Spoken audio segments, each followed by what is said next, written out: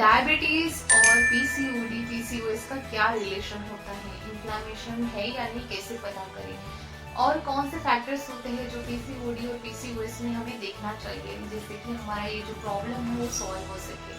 मैं हूँ डाइटिशियन पूजा और आज हम बात करने वाले हैं पीसीओडी और पीसीओएस जैसे हार्मोनल इम्बैलेंस की जो सिचुएशन बॉडी में क्रिएट होती है। कई फीमेल्स आज का जो ये चल रहा है जो समय चल रहा है उसमें कई फीमेल्स को जो स्पेशली यंग एज में जो है ये प्रॉब्लम सामने आ रही है। तो कई बार ऐसा होता है कि उनको सही गाइडेंस नहीं मिल पाने की वजह से उनकी ये प्रॉब्लम लाइफ टाइम के लिए बन जाती है। अरे कहना क्या चाहते हो? आज हम बात करने वाले हैं पीसीओडी और पीसीओएस जैसे हार्मोनल इम्बैलेंस की जो सिचुएशन बॉडी में क्रिएट हो रही है। आमतौर पर जो यंग स्टेज में जो फीमेल है या कॉलेज गोइंग फीमेल है उनमें ये बहुत प्रॉब्लम देखने को मिल रही है। कई लड़कियां ऐसे हैं जिनका पीरियड्स रेगुलर नहीं आ रहा है और बॉडी में जो है ओवरी सिस्ट बन रहे हैं ओवरी में और एंडोमेट्रियम थिकनेस बढ़ रही है, मूड स्विंग्स हो रहे हैं, हेयर फॉल हो रहा है। कई प्रॉब्लम जो है आपने डाइट में भी चेंजेस कर ले फिर भी ये प्रॉब्लम सॉल्व नहीं हो रहा है।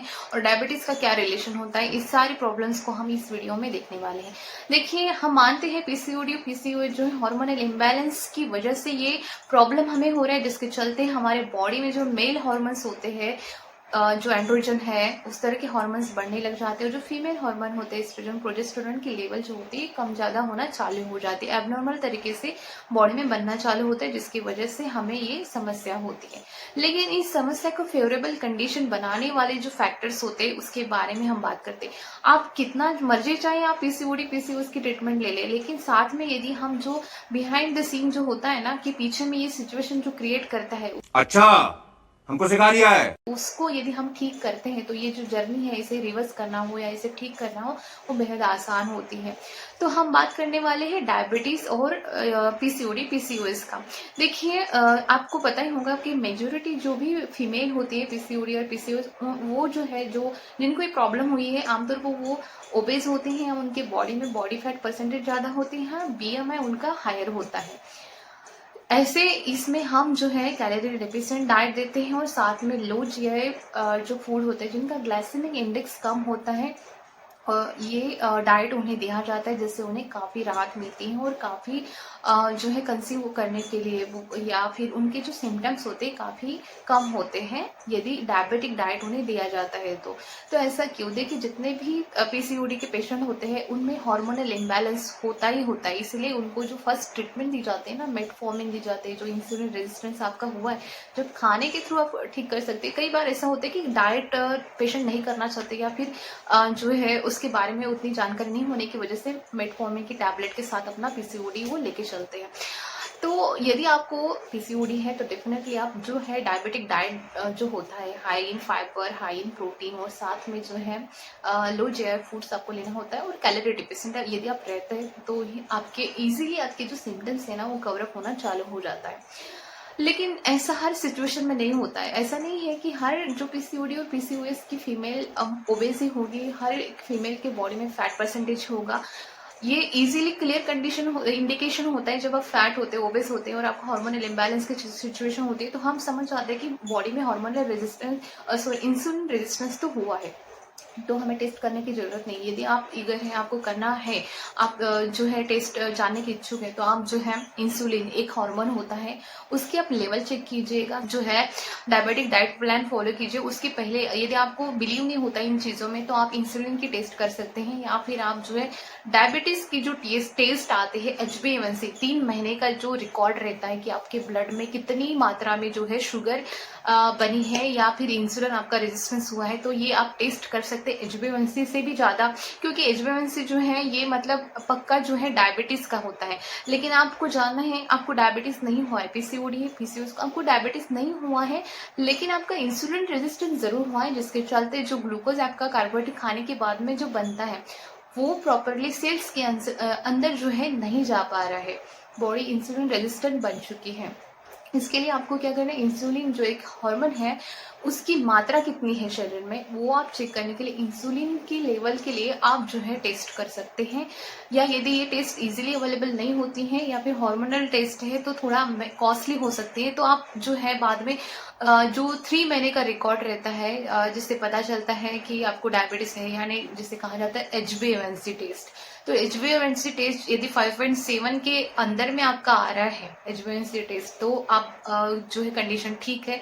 लेकिन फिर भी जितने भी पीसीओडी पीसीओएस की पेशेंट जो फीमेल्स है उनमें इंसुलिन रेजिस्टेंस होता है, भले ये टेस्ट आपकी कम आए लेकिन इंसुलिन की मात्रा तो बढ़ी हुई होती है, ये आप चेक कीजिए। इसलिए जो एग्जैक्ट टेस्ट आपको करना है वो इंसुलिन की मात्रा आप चेक कीजिए, तभी जाके आपको पता चलेगा कि आप इंसुलिन रेजिस्टेंस बन चुके हैं।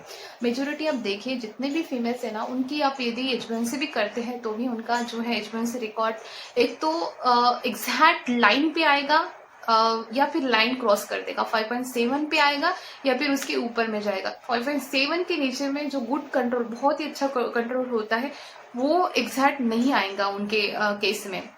और दूसरी बात, यदि आप थीन बिल्ड है, हाँ ये बात उन लोगों के लिए लागू होते हैं जो ओबेस हैं और जिनकी बॉडी में फैट परसेंटेज ज्यादा है और जिनका BMI जो इजीली विजुअलाइज होते हैं, तो ये समझने के लिए देरी नहीं लगती इनके बॉडी में इंसुलिन रेजिस्टेंस हो चुका है और ये इसलिए इनको पीसीओडी पीसीओएस है फिर भी इनकी बॉडी में जो है इंसुलिन रेजिस्टेंस हुआ है, तो इनको हमें मुश्किल नहीं होती है उनको डायबिटिक डाइट प्लान देने के लिए और कैलोरी डेफिशिएंट करने के लिए, साथ में लो GI फूड देने के लिए, और इनसे उनको फायदा काफी ज्यादा राहत मिलती है। लेकिन what about lean PCOD patients? ऐसे भी होते हैं फीमेल जो थिन बिल्ड है, मतलब उनकी बॉडी में भले उनका BMI नॉर्मल रेंज में होता है, उनकी बॉडी फैट परसेंटेज भी ज्यादा बड़े हुए नहीं होते, विजुअल कर सकते हम कि वो एकदम पतली होती है, मतलब उनकी बॉडी में परसेंटेज जो फैट परसेंटेज है हम विजुअलाइज कर सकते कि नहीं है, ज्यादा ओवरवेट नहीं है पर्सन।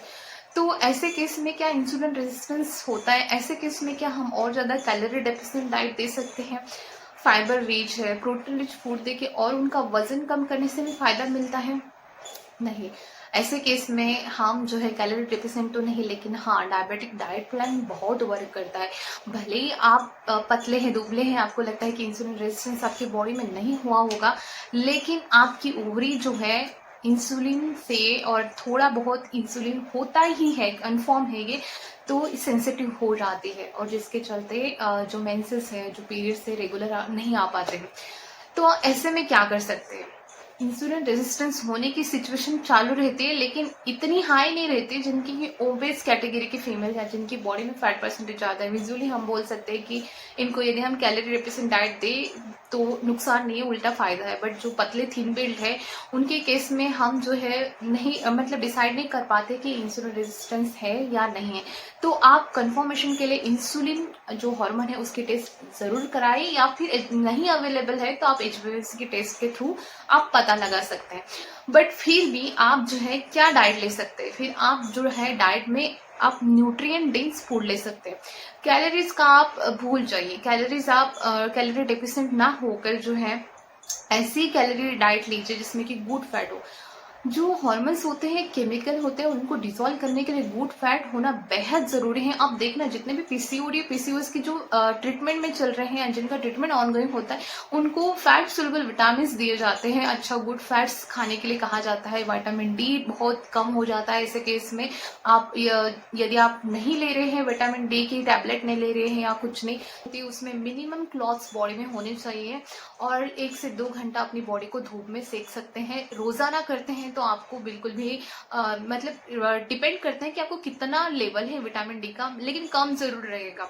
यदि आप इंजेक्शन नहीं लिए हैं, टैबलेट आपको प्रोवाइड नहीं की है, और डेफिनेटली नेचुरल सोर्स पे जाइए विटामिन डी लेने के लिए। आप सनलाइट जरूर लीजिए। यदि आपको विटामिन डी की डेफिशिएंसी नहीं है, कमतरता नहीं है, फिर भी आप जो है सनलाइट में थोड़ा सा बैठने से आपको जो कॉर्टिसोल हार्मोन होते हैं या फिर फील गुड हार्मोन सीक्रेट होना चालू होते हैं। आप कोकोनट ले सकते हैं जिसमें कि गुड फैट्स होते हैं। आप ऑलिव ऑयल ले सकते हैं।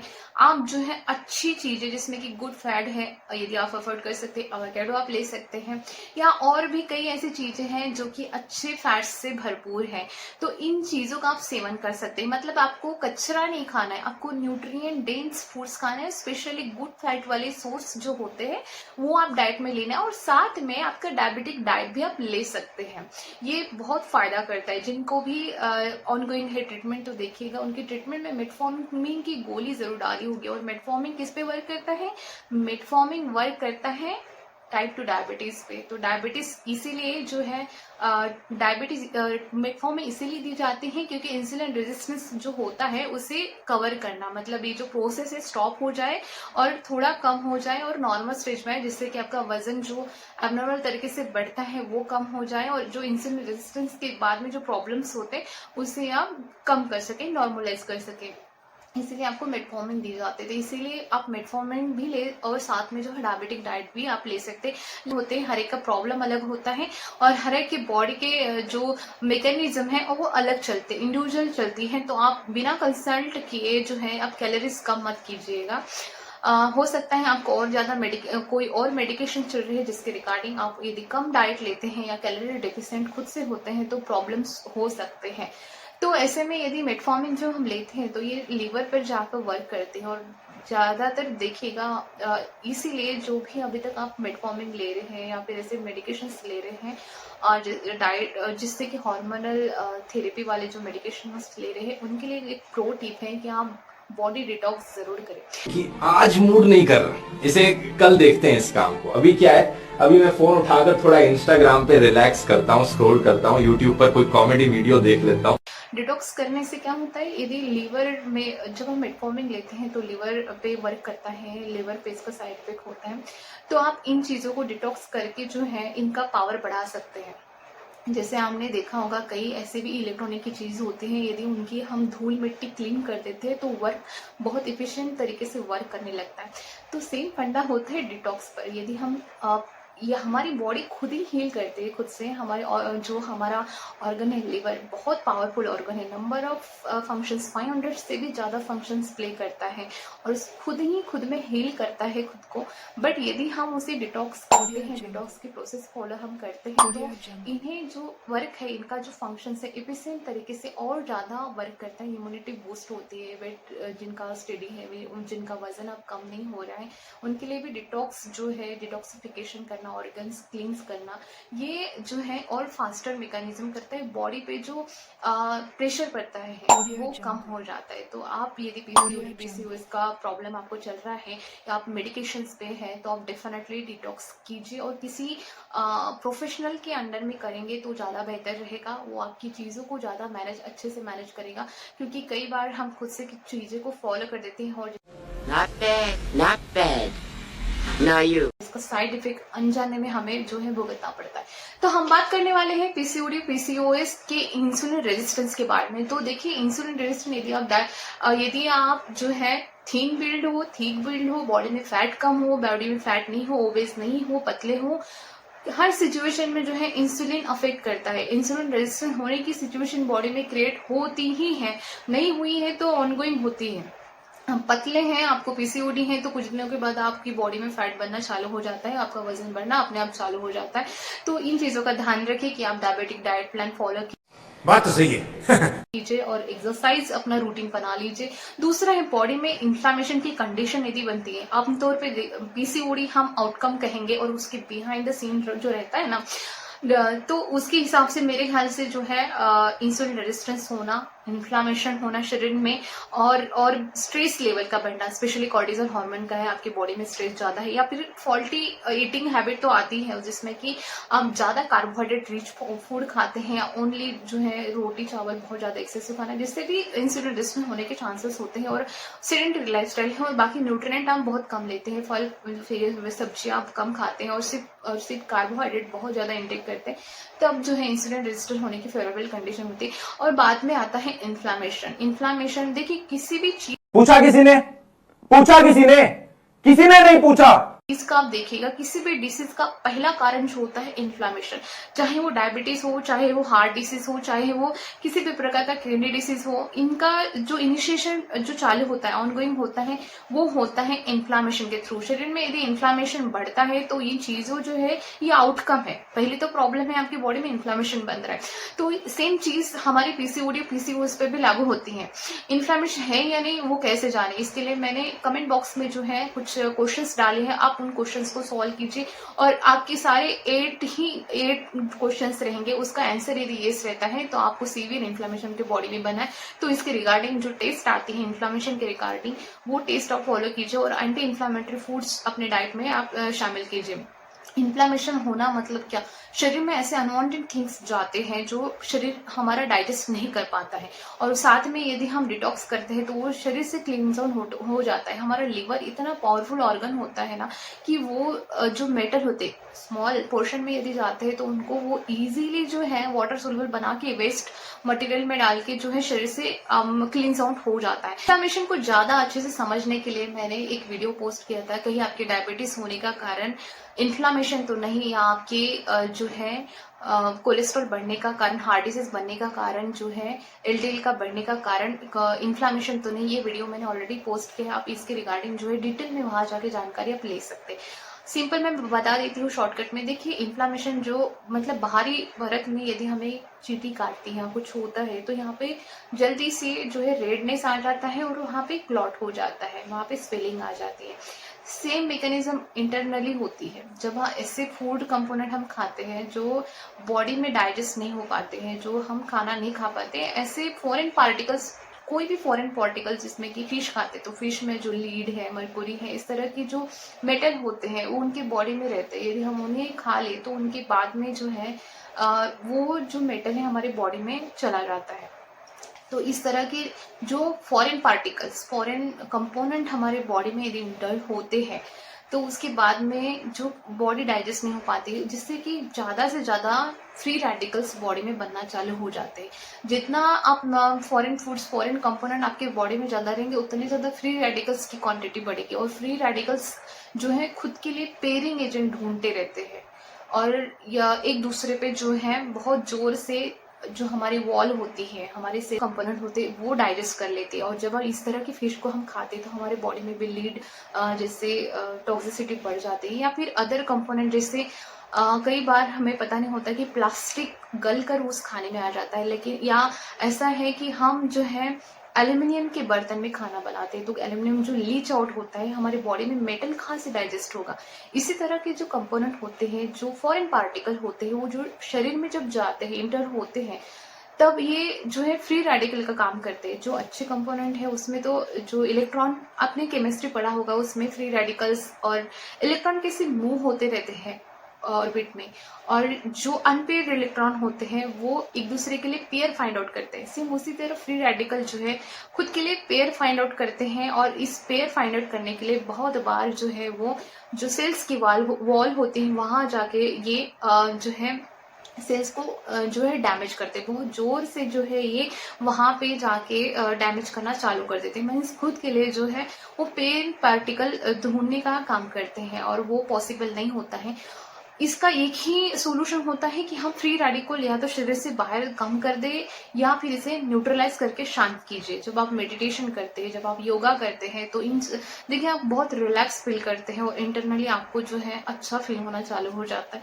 कहीं ना कहीं आप उस चीज़ों को न्यूट्रलाइज करते हैं, और यदि हम डिटॉक्स करते हैं, बॉडी में जो वेस्ट पार्टिकल है वो बाहर जब जाता है, क्लीन आउट हो जाता है वेस्ट में, तो और ज़्यादा आपको गुड फील होता है। इसके साथ में यदि आप एंटीऑक्सीडेंट फूड का इंटेक करते हैं, भले ही आपकी बॉडी में से टॉक्सिक आ रहा है, फॉरेन कंपोनेंट आ रहे हैं, और साथ में यदि आप एंटीऑक्सीडेंट भी ले रहे हैं तो आप इसको कम कर रहे हैं, न्यूट्रलाइज करते हैं। जितने भी आप एंटीऑक्सीडेंट फूड खाते हैं इनको सोकअप कर लेते हैं, और जो इन्फ्लामेशन जो क्रिएट करते हैं, ये फ्री रेडिकल डैमेज कर करके वहां पे इन्फ्लामेशन क्रिएट करते हैं। इसको कंफर्मेशन करने के लिए अब जो है कुछ टेस्ट आते हैं बॉडी में इन्फ्लामेशन फाइंड आउट करने के, उस टेस्ट के प्रति आप कंफर्म हो सकते हैं कि आपकी बॉडी में इन्फ्लामेशन है या नहीं। और इसका सोल्यूशन यही है कि आप ऐसा खाना खाइए नेचुरल हो, और कुछ दिन के लिए बॉडी को डिटॉक्स आप कर सकते हैं। साथ ही एंटीऑक्सीडेंट रिच फूड हो, इस तरह का खाना यदि आप खाते हैं तो इन्फ्लामेशन बॉडी से हील होना चालू हो जाता है। तो आपको जो जितने भी लोग पीसीओडी पीसीओएस की प्रॉब्लम से अब जूझ रहे हैं, तो आपको क्या चेक करना है? इंसुलिन रेजिस्टेंस, दूसरा इन्फ्लामेशन, तीसरा है कहीं ऐसे फूड्स कंपोनेंट होते हैं, जैसे आपने सुना होगा ग्लूटेन फ्री खाना है या फिर डेयरी फूड। तो क्या होता है, जो मेल हार्मोन होता है एंड्रोजन, उसकी लेवल बॉडी में बढ़ने के कारण जो है आपकी ये प्रॉब्लम बढ़ा देता है, ट्रिगर कर देता है। ओवरी में भी इसका लेवल थोड़ा सा बढ़ने के कारण जो है आपके मेंसेस रेगुलरली नहीं आ पाते हैं, और जिसका कि सिस्ट बनना चालू हो जाता है। तो ये भी कंडीशन बॉडी में बनती है। पहले तो इंसुलिन रेजिस्टेंस, दूसरा इन्फ्लामेशन भी बनती है, तीसरा जो है एंड्रोजन की लेवल बहुत बढ़ जाती है। एंड्रोजन एक तरह का मेल हार्मोन होता है जो फीमेल में होता तो है, लेकिन जरूरत से ज्यादा नहीं होना चाहिए। मतलब काफी मात्रा में एंड्रोजन बॉडी में बन जाता है जब हमें इस तरह की प्रॉब्लम होती है हार्मोनल इम्बैलेंस की। तो इसके लिए जो है एक हार्मोनल टेस्ट भी आती है, वो भी आप कर सकते हैं।